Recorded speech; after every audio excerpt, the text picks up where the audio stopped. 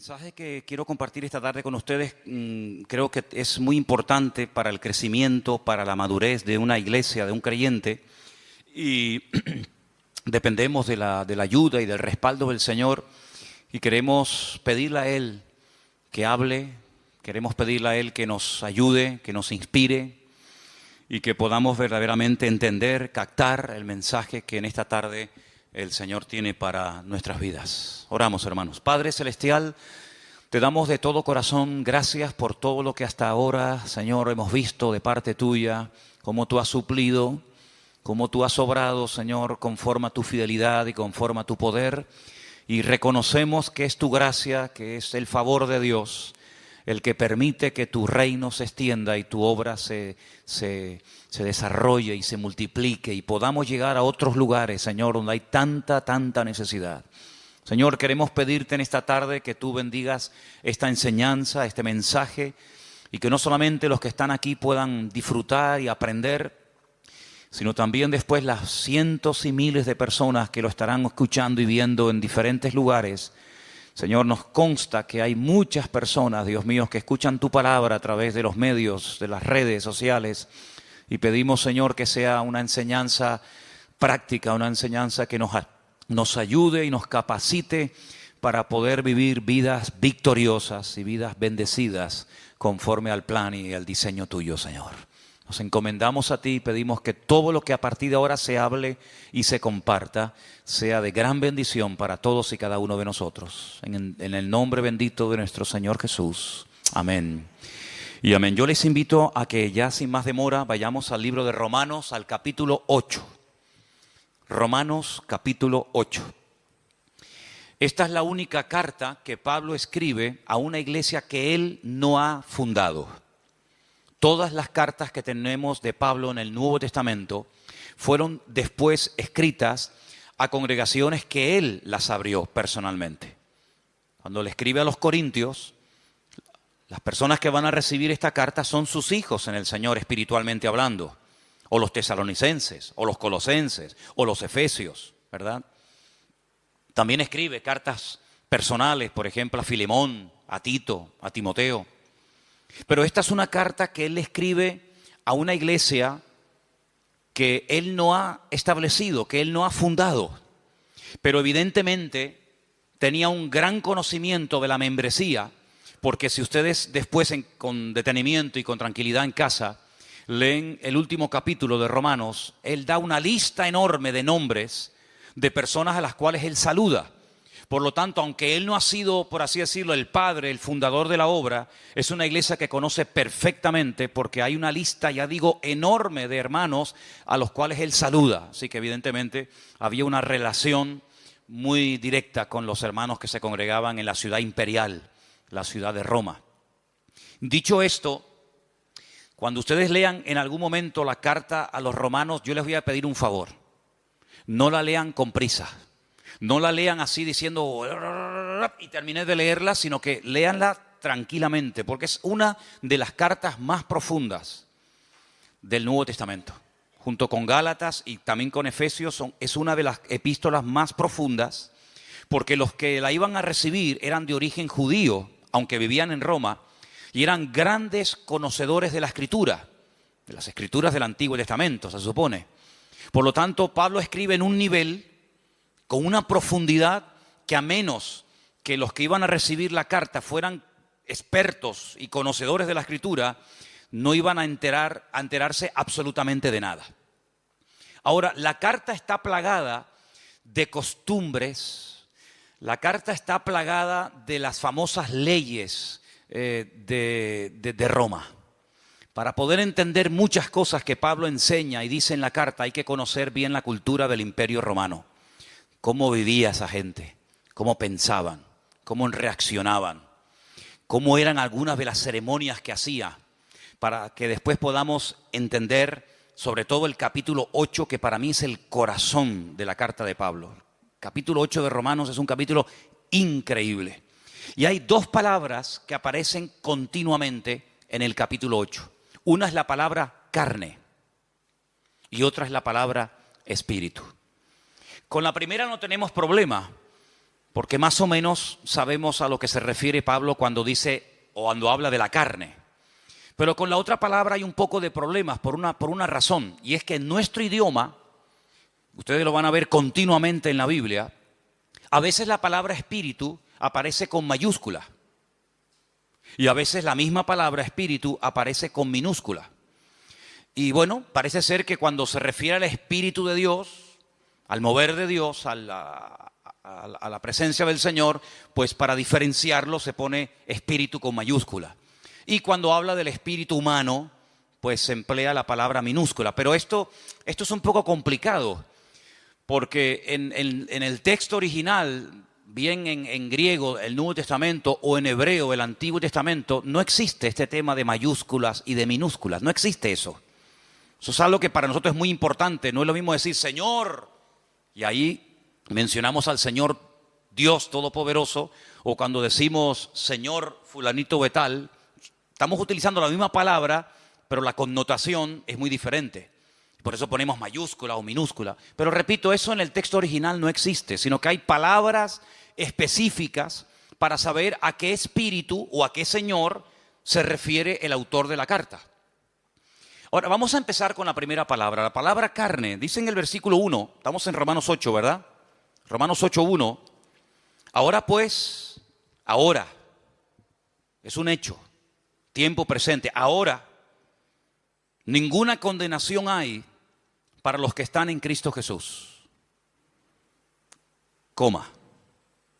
Y añade, los que no andan conforme a la carne, sino conforme al Espíritu. Si este matiz es muy importante. Ahora ninguna condenación hay para los que están en Cristo Jesús. Y a continuación da una característica de los que están supuestamente en Cristo Jesús. Dice que no andan, no se comportan, no actúan, no viven, no piensan, no reaccionan según la carne, sino de una forma diferente. Y dice, sino conforme al Espíritu. Las características de una persona que vive en la carne. Ahora explicaremos a qué se refiere Pablo cuando dice la carne.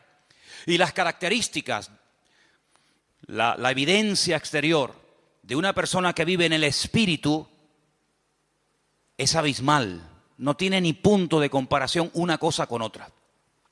Por ejemplo, si ustedes prestaron atención a la lectura que se leyó hoy aquí, basada en Gálatas capítulo 5, el apóstol Pablo hace una tremenda diferencia entre las manifestaciones, las características, el estilo de vida de uno que vive en la carne a uno que vive en el Espíritu.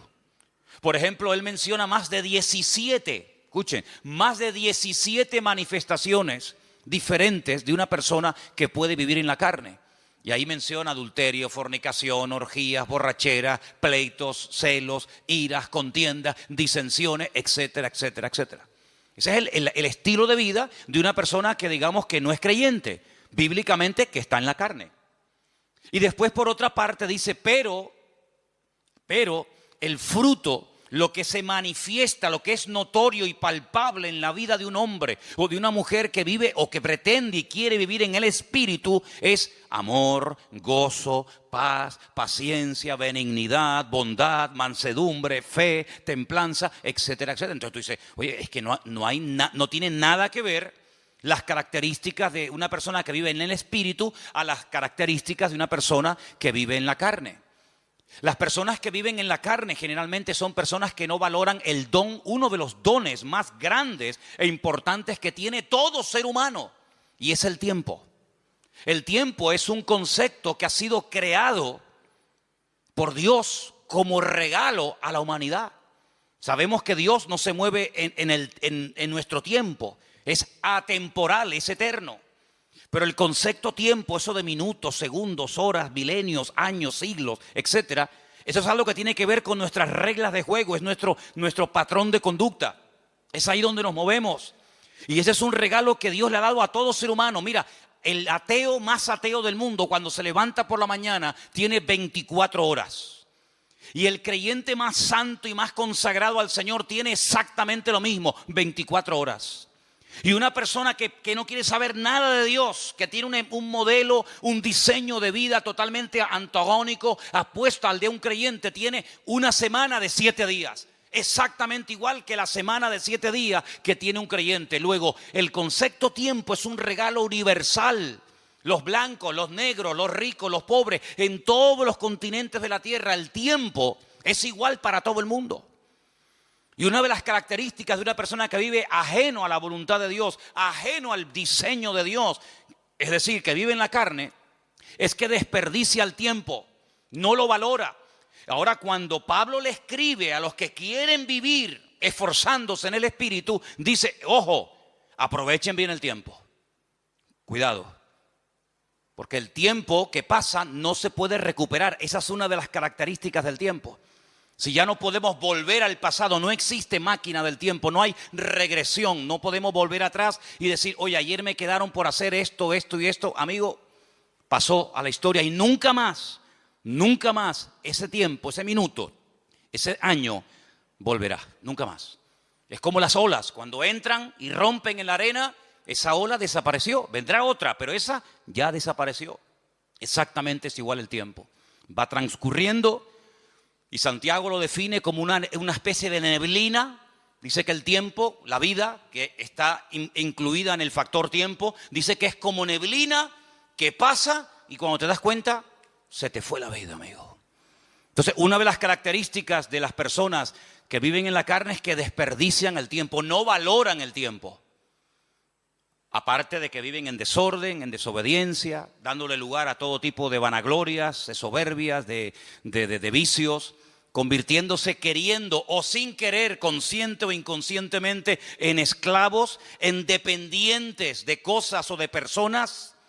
Y por eso después se llevan desilusiones y desengaños, personas que han puesto su fe y su confianza en otras personas o en instituciones, ¿verdad? Y se llevan un desengaño porque las personas que viven en la carne, al no esperar en Dios, sino al esperar en el hombre, pues la Biblia dice, cuidado con confiar en el hombre, porque te puede llevar tremendas desilusiones. ¿Cuántos dicen amén? Ahora, Pablo emplea la palabra carne en un sentido general.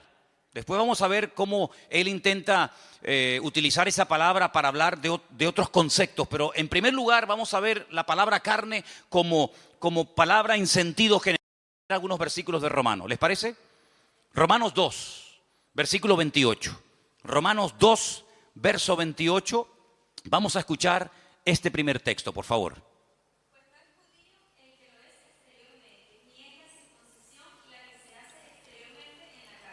¿Ves? Cuando Pablo habla del rito, de la ceremonia de la circuncisión, es una operación, es una marca que se le hace al varón a los 8 días. ¿En dónde? En la carne.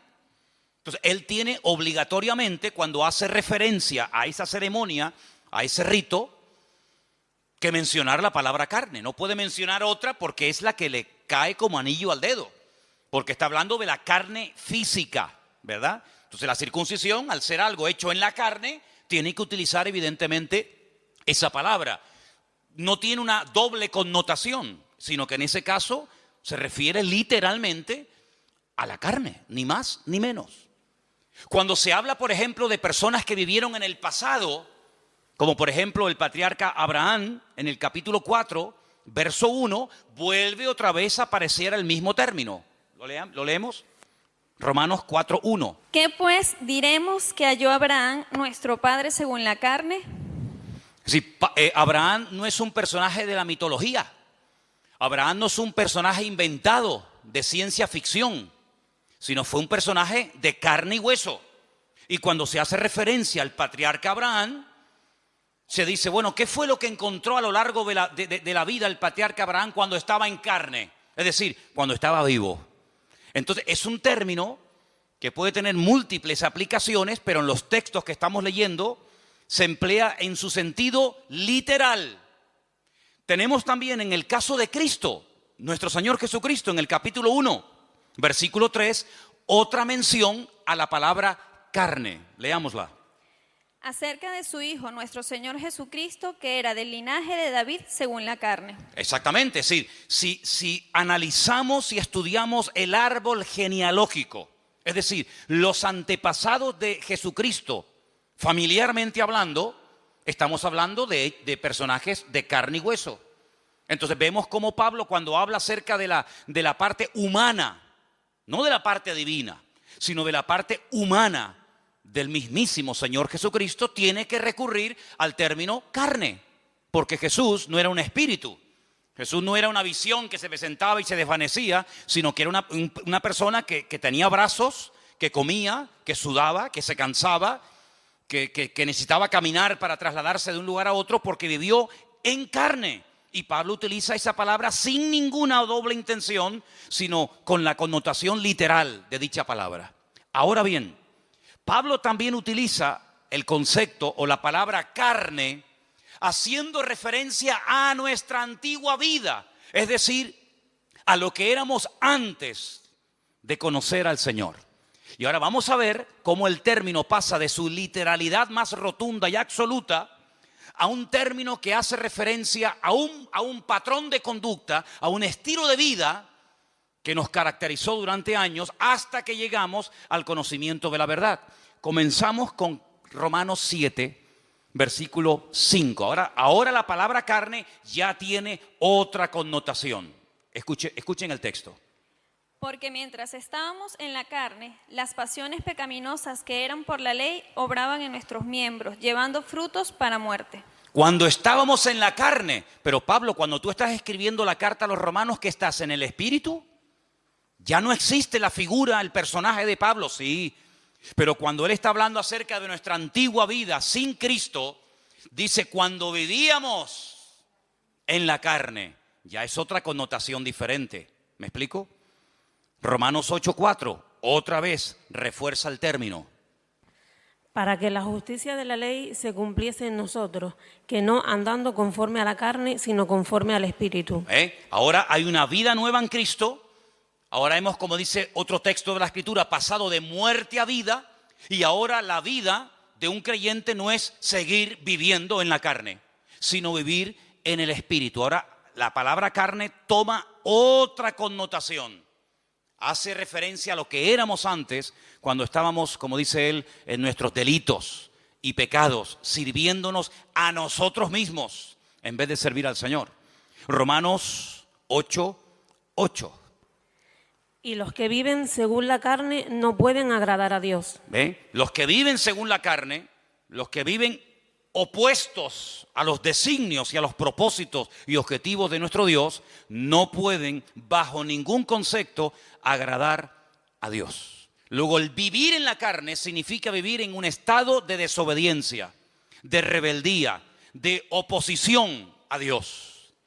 También el versículo 9 hace referencia a esto que estamos hablando. Romanos 8:9. Mas vosotros no vivís según la carne, sino según el Espíritu, si es que el Espíritu de Dios mora en vosotros. Y si alguno no tiene el Espíritu de Cristo, no es de él. Es decir, la vida que ustedes viven ahora no la pueden seguir viviendo en la carne. No la pueden seguir viviendo con las características que identifican a un no creyente. Porque si ustedes son verdaderamente hijos de Dios, el Espíritu de Dios ahora está dentro de vuestras vidas y ese Espíritu os impulsa por otros derroteros a hablar de una forma diferente, a comportarte de una forma diferente, porque ahora ya no eres dominado por el ego, dominado por tus pasiones, por tus apetitos y por tus vanaglorias y tus concupiscencias, sino que ahora eres guiado por el Espíritu Santo de nuestro Dios. Y dice que una persona puede reconocer si es o no es un hijo de Dios por la forma como vive. Eso es lo que el Señor dijo, dicho en otras palabras, por sus frutos los conoceréis. Dice el Señor en Romanos 8 que los que son de Cristo son guiados por el Espíritu que guió a Cristo. Y los que no son guiados por el Espíritu de Cristo, por el Espíritu Santo, no son hijos de Dios. Aunque ellos crean que lo son. Aunque ellos se autoproclamen hijos de Dios. Porque luego hay un concepto tremendamente profundo e interesante, del cual hablaremos también esta tarde, y es el término adopción. Porque claro, hoy en día La palabra adopción tiene otras connotaciones completamente diferentes a lo que significaba ser adoptado hace 2000 años. Pero de eso hablaremos un poco más adelante. Romanos 8:12, un texto más.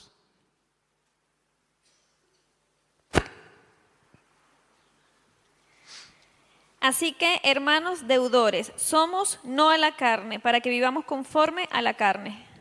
Muy bien, entonces hemos visto cómo Pablo utiliza la palabra carne como en sentido literal, pero también utiliza ese término cuando hace referencia a una vida de desobediencia, fuera, ajeno a la voluntad de Dios.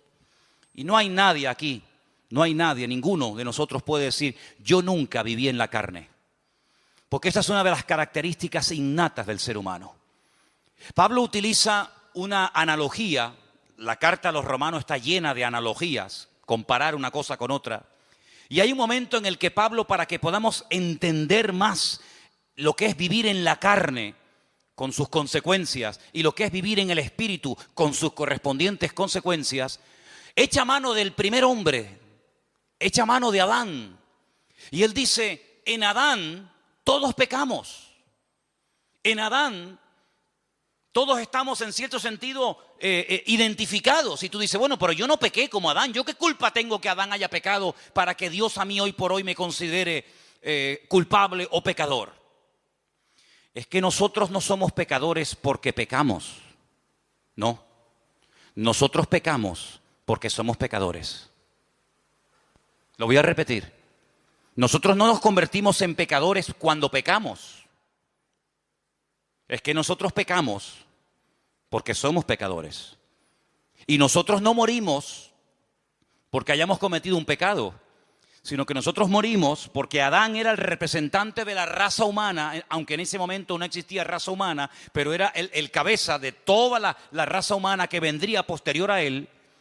Y todo lo que él hizo es como si tú y yo lo hubiéramos cometido.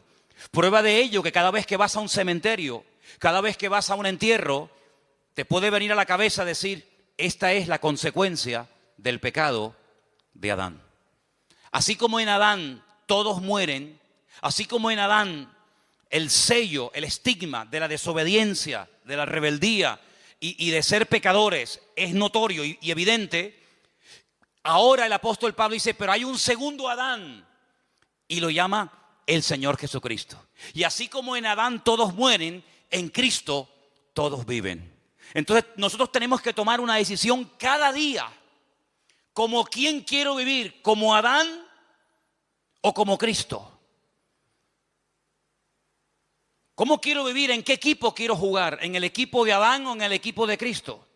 Porque si me identifico con Adán y cada vez que hago mi voluntad y cada vez que desobedezco y cada vez que rechazo a Dios, tengo que sufrir y experimentar a corto y a largo plazo las consecuencias. Pero si decido vivir como Cristo vivió, no te queda más remedio que tener el espíritu que Cristo tuvo a lo largo de su vida para poder vivir en victoria, como Él vivió todos los días de su vida como hombre en victoria. ¿Cuántos dicen amén? Y esto es un concepto que no nos entra en la cabeza. Porque uno dice, bueno, como Dios, no tengo ningún problema en aceptar que Dios es perfecto, ¿sí o no? Dios es perfecto, es inmutable, no hay sombra de variación. Dios no se cansa, Dios no está un día alegre y otro día triste. Dios es inmutable, Él no se cansa, Él da y no pierde, sino que Él sigue siendo Dios. Él es la fuente de la existencia misma. Pero como humano, como hombre, el Señor Jesucristo fue perfecto. Fue un niño perfecto.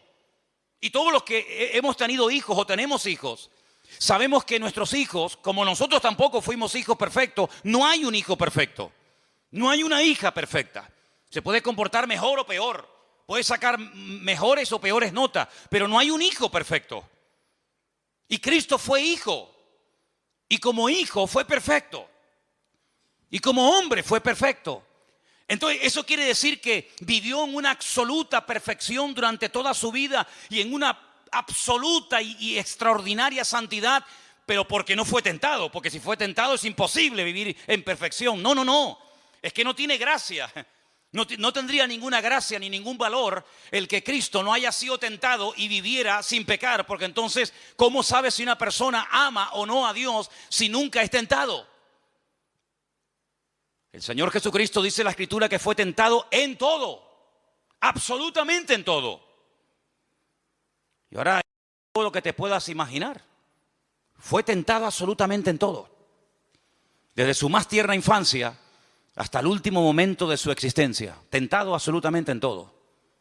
Pero dice la Biblia que a pesar de que fue tentado en todo y experimentó el Señor tentaciones que jamás nosotros hemos experimentado, porque Satanás intentó por todos los medios habidos y por haber hacerlo caer y tropezar y que no cumpliera el propósito para el cual había venido, dice que nunca pecó ni se halló engaño en su boca. ¿Cuántos dicen amén? Porque el Señor Jesucristo, cuando habla acerca compara la ley con el sermón del monte, Él dice, oísteis que fue dicho. Y Él echa mano a textos del Antiguo Testamento que los conocía perfectamente. ¿Cómo no lo va a conocer?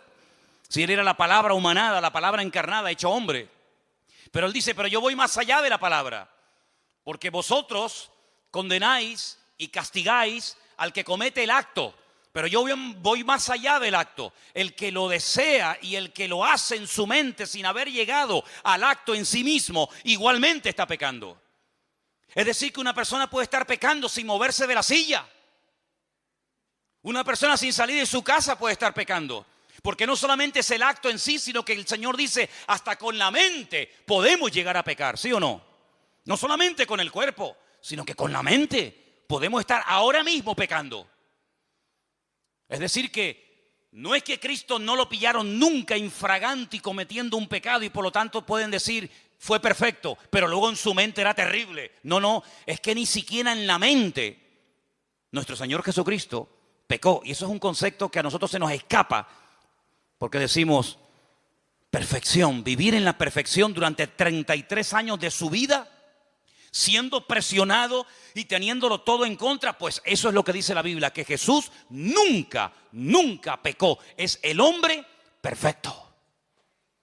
Y cuando tú ves, por ejemplo, los evangelios, y no me voy del tema, pero cuando ves los evangelios, tú ves que son diferentes exposiciones, diferentes formas de presentar una vida tan rica y tan amplia como la del Señor Jesucristo. Por ejemplo, Mateo lo presenta como el Mesías, el que estaba profetizado en las Escrituras y las cumplió. Pero Marcos lo presenta como un siervo perfecto, obediente, sumiso. ¿Por qué? Porque los destinatarios del Evangelio de Marcos eran los romanos. Y en la mentalidad de los romanos estaba el tema de la esclavitud y todo esto. Pero cuando, por ejemplo, Juan lo presenta no como el Mesías, sino lo presenta mucho más amplio, de 7 formas diferentes, como la luz del mundo, como el verbo hecho carne, como el pan de vida, como el camino, la verdad y la vida, la vid verdadera, etcétera, etcétera, etcétera. Pero cuando Lucas, que le escribe a un griego, Teófilo, el amado de Dios, a él le escribe a un griego. Los griegos, la filosofía, la concepción de vida de un griego no era la de un romano. Tú coges a un romano y coges a un griego y sí, son 2 seres humanos, pero son totalmente diferentes. Es como si coges a un japonés y a un colombiano. Son 2 seres humanos, pero la mentalidad japonesa no es la mentalidad de un colombiano, de un venezolano, de un latino, de un español. No, para nada. Son 2 cosas completamente diferentes. La mentalidad de un griego es completamente distinta, diferente a la mentalidad de un romano. El griego busca la perfección de carácter. El griego busca la perfección en lo físico. El griego es hedonista. El griego es vanaglorioso. El griego se cuida el cuerpo. El griego es una persona exquisita en todo lo que hace. El romano es salvaje. El romano no tiene escrúpulos. El romano es avasallador. El romano no tiene educación. No es diplomático. El romano es mente de imperialista. Mente de que aquí mando yo y tú te callas. Y si te tengo que matar, te mato y punto. El griego más refinado. Es igual de malo, pero más refinado, ¿no? Es un veneno, pero en vez de saber a veneno, sabe a miel. Te está envenenando con veneno, pero como sabe a miel, uy, qué rico, dame un poquito más. Así es el griego. Entonces, como él le va a escribir a un griego, él dice, te voy a hablar de un hombre perfecto. Y claro, Teófilo dice, un hombre perfecto, si Platón no fue perfecto, ni Aristóteles, ni Séneca. ¿De quién me estás hablando? ¿De quién me estás hablando? De Jesucristo. el Hijo de Dios.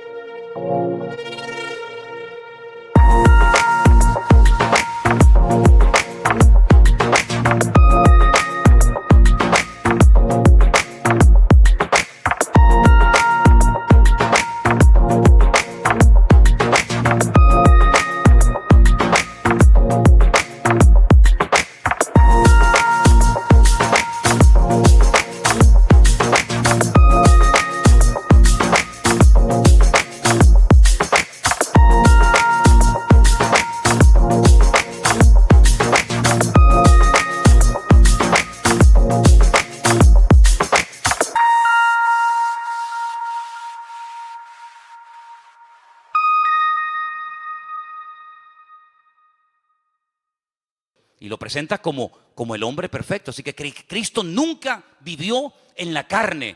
Ni siquiera cuando dormía su subconsciente le traicionaba. Jamás. Fue perfecto en espíritu, alma y cuerpo. Entonces lo que Pablo intenta en el capítulo 8 de Romanos decirle: hermanos, ahora nosotros hemos pasado de muerte a vida. Nuestra antigua vida estaba caracterizada por vivir en lo que él llama la carne. Pero ahora voy a enseñarles un nuevo modelo de vida. Vamos a vivir en el Espíritu. Pero en el Espíritu con mayúscula o en el Espíritu con minúscula. En el Espíritu Santo de Dios. En el Ruach HaKodesh. No en el Neuma. Sino en el Ruach HaKodesh. En el viento recio de Dios. En el Espíritu de Dios. Porque ese fue el Espíritu que habitó en Cristo. El que hizo que su madre quedara embarazada. Y el que lo ungió y lo capacitó durante toda su vida, hasta que él llega un día a Nazaret y dice: el Espíritu de Dios está sobre mí. Y él es el que me unge, él es el que me capacita para poder cumplir con el objetivo por el cual fui enviado por mi Padre: dar vista a los ciegos, vendar a los quebrantados de corazón, a pregonar el año de la buena voluntad del Señor, etcétera, etcétera. Cuando el Señor asciende a la gloria, ese espíritu que habitó en él durante toda su vida, y sobre todo de una forma mucho más contundente a partir del bautismo, porque dice que cuando era bautizado descendió sobre él como forma corporal el Espíritu de Dios. Cuando él se está despidiendo de sus discípulos, él dice: yo os noto tristes. Claro, ustedes se han acostumbrado a estar todo el santo día conmigo. Y cada vez que hay un problema, cada vez que hay una situación difícil que solucionar, ustedes siempre recurren a mí. Pero ahora ustedes se sienten como solos y con temor, porque les acabo de decir que me voy a ir, pero tengo una buena nueva que compartirles. Y es que me voy, pero no os dejaré huérfanos, sino que estaré con vosotros para siempre. Y cuando me vaya a la presencia del Padre y le enseñe mis manos y mi costado y mis pies heridos, y él quede satisfecho porque la ira, porque la justicia de mi Padre ha sido derramada y ha quedado satisfecho completamente, ahora que él me ha elevado y me ha dado un nombre que es sobre todo nombre. Ahora que ya no vamos a hablar más de pecado, porque este tema ya está zanjado y se acabó y se pagó la deuda. Ahora le voy a decir a mi Padre: Padre, mándales a ellos el Espíritu que moró en mí. Así que no os dejaré huérfanos. Rogaré al Padre para que os envíe al Consolador, para que esté con vosotros para siempre. Y escuchen: Él tomará de lo mío y os lo hará saber. Él os recordará todas las cosas que yo os he enseñado. Y no solamente hará cosas maravillosas en vosotros, que os dirá cosas que van a acontecer en el futuro para que estéis preparados, sino que Él irá delante de vosotros y cuando prediquéis mi palabra, Él será el que convencerá al pecador de pecado, de justicia y de juicio. Y así da una enseñanza tremenda en el Evangelio según San Juan acerca de las funciones o características, el impacto del Espíritu Santo a través de la vida de los discípulos, a través de la vida de los creyentes. Y por eso Pablo, que es consciente de esto, dice: cuando una persona es guiada por el Espíritu de Dios, esa persona es de Dios. Pero cuando una persona lo oyes hablar y miras cómo vive y cómo se comporta y cómo reacciona y cuál es su estilo de vida, tú puedes darte cuenta de que no está siendo guiado por el Espíritu de Dios, porque no le importa para nada ese tema, sino que está viviendo en la carne, totalmente opuesta a la voluntad y el propósito de Dios para su vida.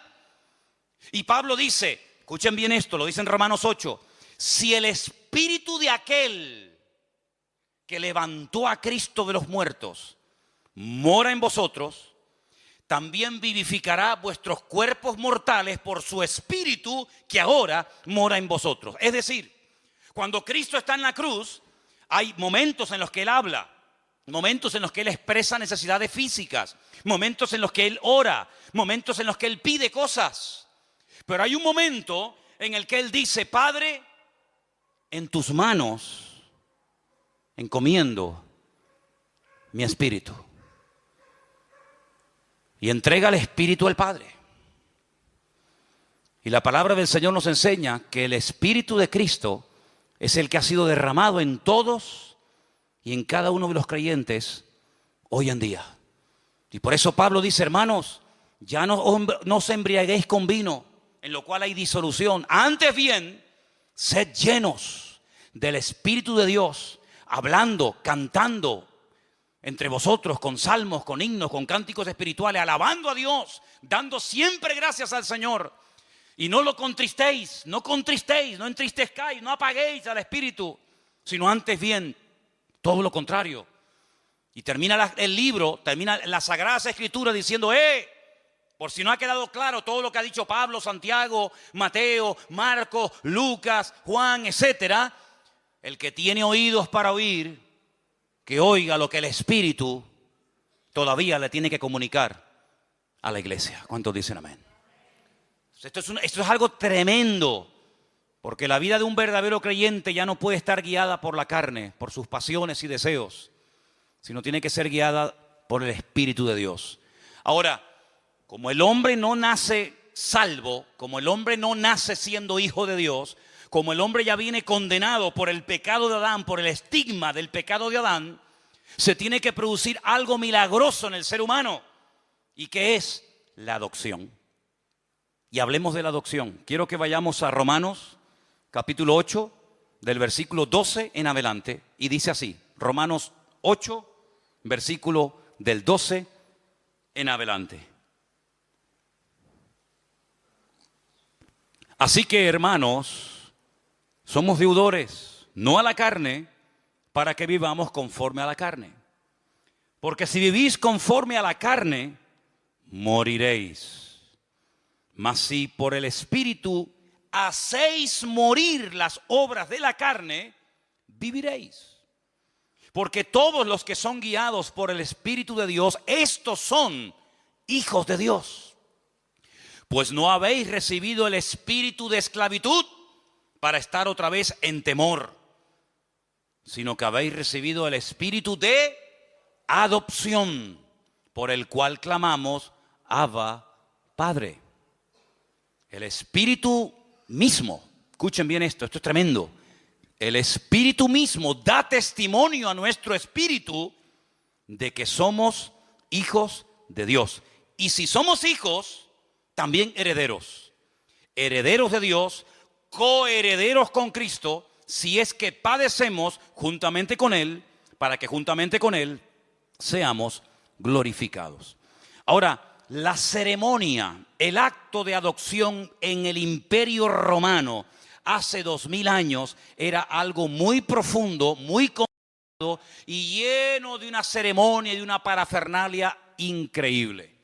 No es como hoy en día que dices quiero adoptar un niño y con dinero te vas a la China o te vas a un sitio y adoptas a un niño y te hacen una especie de test psicológico y ven si tienes los requisitos, si tienes la economía para hacerlo, etcétera, etcétera, etcétera.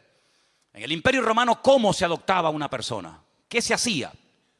Primeramente, había dos procesos. La palabra es mancipatio, la primera etapa de la adopción, y la segunda es vindicatio. Se cogían monedas, una balanza y 7 testigos, y se iba a la autoridad correspondiente, y lo que se hacía era como que se ponía a la venta a un hijo, a una persona. Entonces se decía, vendo a fulanito de tal. La persona con esas monedas las pesaba en la balanza y lo compraba. Volvía a ser exactamente la misma ceremonia en ese momento o en otro momento o lugar.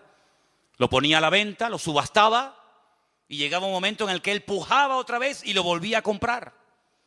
Pero la ceremonia, el acto más importante de la ceremonia era cuando se ponía a la venta a la persona y la persona que tenía capacidad para comprarla no pujaba y no lo compraba. Y si no lo compraba, la persona que lo ofrecía, automáticamente se rompía todo vínculo legal, la patria potestad sobre dicha persona, y el que lo comprara pasaba automáticamente a ser el padre, adoptar a esa persona como uno de sus hijos.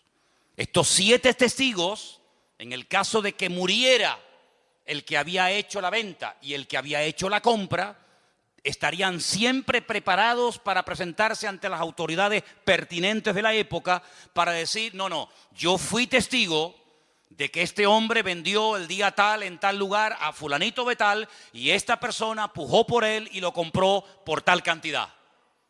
Y entonces, ¿qué ocurría a partir del momento en el que una persona adoptaba, compraba? Porque la adopción no era por sentimiento, sino que había que dar un precio muy elevado para poder comprarlo. A partir de ese momento, todos los derechos y obligaciones que tenía el que había sido adoptado con su antigua familia o con la persona que lo había vendido quedaban automáticamente anulados. Tú no tienes ya absolutamente nada que ver con este hombre que te vendió y que ya no tiene ninguna autoridad sobre tu vida. Segundo, si tú tenías deudas contraídas cuando eras hijo o cuando eras propiedad de ese hombre, en el momento en el que eres adoptado, todo tu pasado queda totalmente cancelado, todas tus deudas anuladas, y a partir de este momento comienzas a formar parte de otra familia con todos sus derechos y todas tus deudas del pasado quedan anuladas. Y a partir de este momento legalmente eres considerado heredero legítimo de ese hombre que te ha adoptado como padre o te ha comprado para él. Y finalmente, si ese hombre que lo había comprado o adoptado tenía más hijos, estos hijos legítimos nacidos de su esposa no podían en ningún momento anular el acto de adopción que previamente se había establecido. Conociendo la ley romana, conociendo todo este proceso y toda esta parafernalia de la adopción, el apóstol Pablo dice, nosotros pertenecíamos a un dueño terrible que nos tenía la vida amargada. Éramos esclavos del pecado, pero no mires el pecado como el problema. El problema no solamente era el pecado, el problema era el que estaba detrás de los pecados. Y era nada más y nada menos que el príncipe de las tinieblas, Satanás mismo. Él era nuestro dueño, el que controlaba nuestra vida, el que dirigía nuestras emociones y sentimientos, el que hurtaba, mataba y destruía nuestra vida en momentos puntuales, en unas ocasiones más y en otras ocasiones menos. Y llegó un momento en el que alguien pujó por nosotros. Llegó un momento en el que alguien nos quiso comprar y nos compró a precio de sangre, su propia sangre. Y el que nos compró se llama Señor Jesús.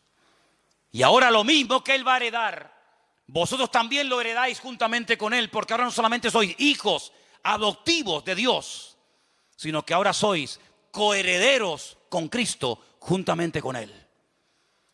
Pero había 7 testigos que en cualquier momento podían ser llamados para testificar de que eso se había producido. ¿Y dónde están esos testigos? Pablo dice, el Espíritu Santo es el que da testimonio de que ahora somos hijos de Dios. Es decir, la misma presencia del Señor está dentro de nosotros, no solo con nosotros, sino en nosotros, y da testimonio a nuestro espíritu que lo que se ha producido no es un cambio pasajero y un cambio simplemente de imagen, sino un cambio en el mundo espiritual. Hemos pasado en fracción de segundo de muerte a vida. Y por eso cuando hablamos de la conversión, es algo tan profundo. Conversión, convertido a Cristo, es mucho más. De hecho, no tiene nada que ver con venir aquí o no venir aquí. Hay gente que puede estar viniendo aquí y no son salvos. La salvación no es cambiar de iglesia, cambiar de religión, cambiar de imagen, sino es cambiar por dentro. Y el único que nos puede cambiar por dentro es nuestro Creador, el que nos hizo, pero no solamente nos hizo y nos creó, sino que además nos compró y nos adoptó como hijos suyos en su familia. ¿Cuántos dicen amén? Y ahora el Espíritu de Dios nos anhela celosamente. Y es el que ahora nos guía. Es el que, dice la Biblia en Lucas 12:12, Él os enseñará en la misma hora lo que debéis decir. No os preocupéis, vivan relajados y tranquilos, porque el Espíritu os guiará a toda la verdad, porque no hablará por su propia lengua, por su propia boca, sino que tomará de lo mío y me glorificará a mí. ¿Cuánto dicen el Señor? ¿Cuánto dicen amén al Señor? Así que, amados hermanos, en esta tarde tenemos que tomar una decisión, pero radical. ¿En qué equipo queremos jugar? ¿Qué estilo de vida vamos a llevar? ¿En la carne o en el espíritu? No se puede vivir una vida victoriosa cristiana con el Señor en la carne. Porque la vida cristiana es una vida, humanamente hablando, y soy muy claro en esto, totalmente imposible de vivir. Porque la vida cristiana es sinónimo de querer vivir, de querer o de pretender vivir según la vida que Cristo vivió. ¿Qué es la vida cristiana? Vivir como Cristo vivió. ¿Y quién es capaz de vivir como Cristo vivió? Sin pecar nunca, sin desear nada malo, sin tener nada malo en el corazón, sin tener tendencia al pecado, sin mirar lo que no hay que mirar, sin desear. Es imposible, porque somos carne y hueso. Decía el patriarca Abraham, soy polvo y ceniza. Por eso Pablo descubrió un secreto tremendamente profundo de nuestra relación con Dios. Y es decir, lo que tenemos que hacer cuanto antes es morir. Porque un muerto no crea problemas. Los que crean problemas son los vivos. Los muertos no dan problema. El muerto al hoyo y el vivo al bollo. El muerto no da problema, no critica, no se desanima, no se deprime, no cambia de religión. El muerto se murió y punto. Ya no habla, ni siente, ni padece. Y por eso Pablo dice, ya no quiero vivir más yo, sino ahora quiero que mi estuche llamado cuerpo, llamado carne en el sentido literal, sea el medio por el cual el Espíritu de Dios que ahora mora en mí nos lleve a hacer y ejecutar todos los días de nuestra vida la voluntad de nuestro Dios. ¿Cuántos dicen amén? Eso es lo que Pablo intenta explicar en Romanos 8. La vida en la carne es así. Si quieres escoger ese camino, las consecuencias van a ser esta y esta. Y la estación final, saben que cuando uno va en metro o cuando va, generalmente en metro o en tren, cada estación tiene un nombre. La estación final de la vida se llama la muerte. Y por eso ha habido intentos, el hombre ha hecho intentos por tratar de corregir el rumbo de la naturaleza humana. Y algunos dijeron a lo largo de la historia de la humanidad, cuando la humanidad sea culta, cuando todo el mundo sepa leer y escribir y tenga un alto nivel de cultura y de preparación y de conocimiento, ya no habrá odios, ni guerras, ni venganzas, ni muertes, sino que el hombre que sea culto y el hombre que tenga un nivel intelectual alucinante, pues se dará cuenta de que en la guerra nadie gana, sino que todos pierden. No me digan. La gente más sabia y culta de Europa fueron los que crearon una guerra donde murieron más de 65 millones de personas. Y era el país más culto y con más conocimiento que jamás ha existido. Así que se demostró que no es el conocimiento ni el saber lo que hace que el hombre no peque. Entonces otro dijo, no era ese el camino. El camino es que todos sean iguales. Porque así se evitan las envidias y los celos. Tú tienes más, yo tengo menos. Tú eres rico, yo no llego a fin de mes. Tú tienes un cochazo, yo tengo que ir caminando. Cuando todo el mundo sea igual, no haya propiedad privada y todo sea de todos, entonces el hombre será feliz. Ya. Vamos a intentarlo. Y los que inventaron esto dijeron, vamos a probarlo. Y tuvieron 70 años. Primeramente para probar en su tierra, más aparte a donde las exportaron. La utopía de que cuando todos seamos iguales, se acabarán las envidias y los celos y las vanaglorias. Y fue un auténtico fracaso. Pero el Señor dijo algo. No vamos a hacer que todos sean iguales porque eso es imposible. No vamos a darle a todos todo lo que piden porque eso es imposible. Vamos a hacerlo al revés. En vez de afuera para adentro, vamos a hacerlo de adentro para afuera. Vamos a poner en el hombre un nuevo corazón. Cambiemos la naturaleza del hombre. Que en vez de comportarse como hombre pecaminoso y carnal, se comporte como un ser espiritual. Pero ¿dónde le enseñamos eso? No se puede enseñar. ¿Dónde le transmitimos ese conocimiento? No se puede transmitir. Es una obra interna que hace el Señor en el corazón del ser humano. Y cuando el Señor entra a nuestras vidas, desde adentro comienza a cambiarnos. Y entonces Pablo dice, sé vivir en abundancia y sé vivir en escasez. Porque todo lo puedo en Cristo que me fortalece. Ya no me importa si tengo o no tengo. Ya no me importa si me aman o me odian. Ya no me importa si soy aplaudido y venerado o soy criticado y calumniado y perseguido. No, ya no me importa eso. Porque ya no son los factores externos. Ya no es el tener, ya no es el ser, sino es la nueva criatura que el Señor pone en nuestros corazones. Eso todos los sistemas habidos y por haber, todos los sistemas, y ustedes mencionen ahí los que quieran, todos han sido un auténtico fracaso, porque todos intentan desde afuera cambiar y perfeccionar la vida del hombre, pero el Señor lo hace de adentro hacia afuera, y dice, el que cree en mí, de su interior correrán ríos de agua viva. Pero hay algo que tengo que decir como palabra final. Esta obra, que es la que funciona, la genuina, la auténtica, la que hace que todo sea diferente, aunque no tengas trabajo, o sí, o tengas marido, o te haya abandonado, o te sientas fuerte o enferma. Esta obra perfecta que es cuando el corazón es cambiado, cuando el Espíritu de Dios entra en el corazón y dice que lo convierte de carne a un corazón, de piedra a un corazón de carne. Cuando te circuncida el corazón, esta obra, que es la que funciona y perdura, hay un factor para que funcione que es de vital importancia, y es la voluntad humana. Porque el comunismo se implantó, te guste o no, y las leyes se adoptan, se adaptan o se cumplen, te gusten o no. Pero esta ley divina que transforma la naturaleza del hombre no se puede llevar a cabo si el hombre se cierra, dice, no me interesa. Quiero seguir viviendo a mi manera. Y el Señor, como se ha sujetado a nuestras reglas de juego, cuando se come una ficha en el parchís, ¿cuánto se cuenta? 20. Y cuando se mete la fichita dentro de casa, 10. Y cuando te salen 3-6, a casa.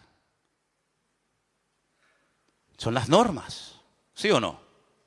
Pues el Señor dice, ustedes han creado unas normas ajenas a mi palabra, y una de las normas que ustedes tienen es que se creen autosuficientes. Está muy bonito, muy interesante. Esto le viene bien a este que es un pobre desgraciado, que le viene bien para cambiar, pero yo no. Yo nunca he sido drogadicta, yo nunca he sido mala persona, yo he sido una buena madre, yo soy un buen padre, una persona trabajadora, yo he sido siempre una persona honrada, yo. yo a ti sinceramente no te necesito para nada. Tú si quieres ayuda a toda esta maraña de desgraciados y de enfermos y de tarados y de no sé qué, pero yo no, porque yo soy la reina del mambo, el tapón del océano. Y cuando una persona llega a ese nivel de vida y hablar así, ha llegado a una ceguera tan tremenda que ya no te das cuenta de lo mal que estás. Y has cruzado una línea muy peligrosa y es la de no querer arrepentirte. Y cuando no te quieres arrepentir, Dios no se mete donde no lo llaman.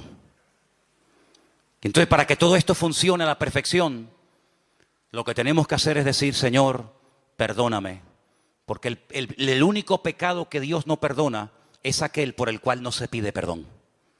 Si usted no pide perdón por su pecado, Dios no le puede perdonar.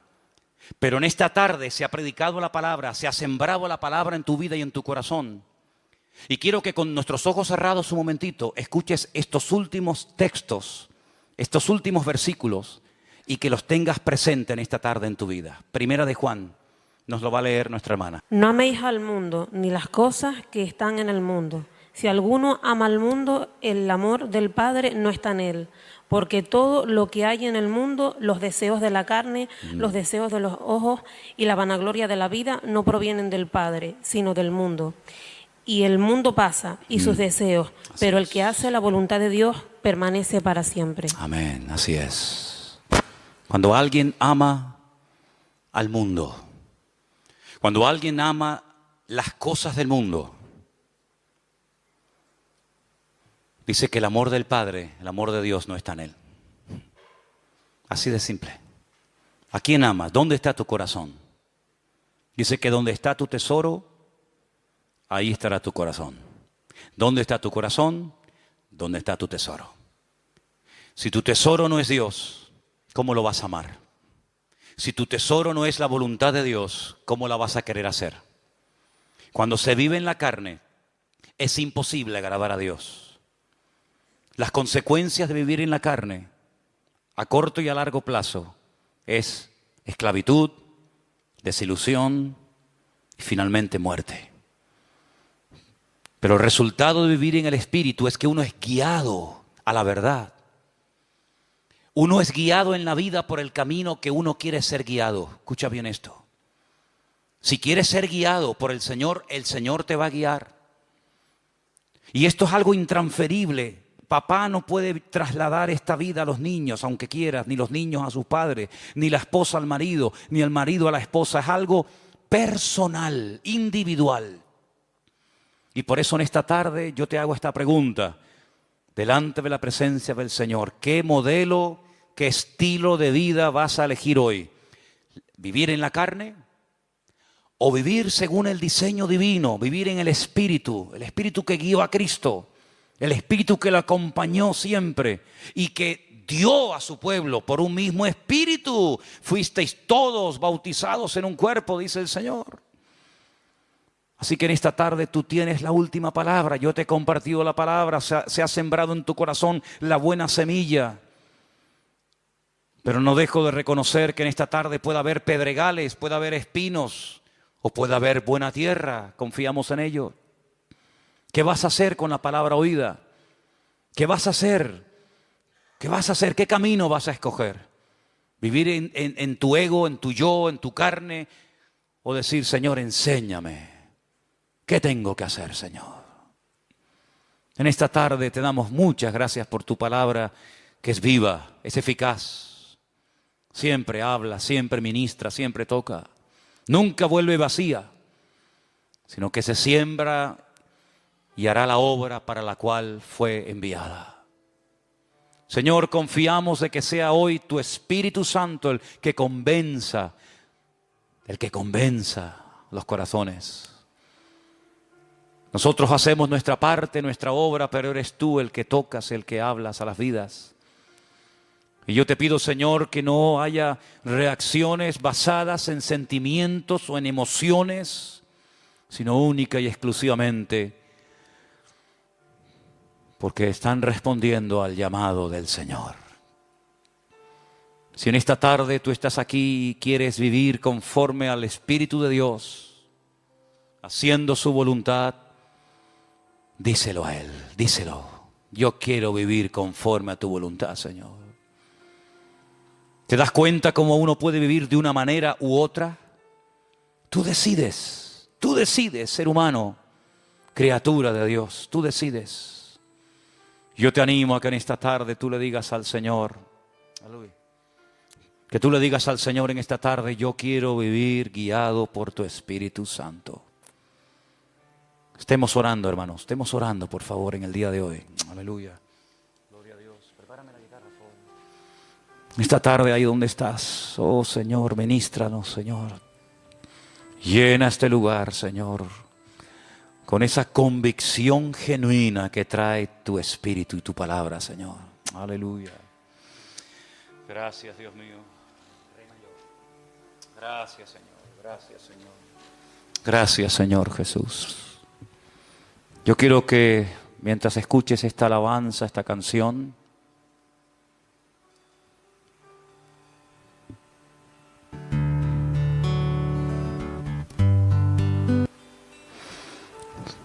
tú estés dejándote tratar por la presencia del Señor.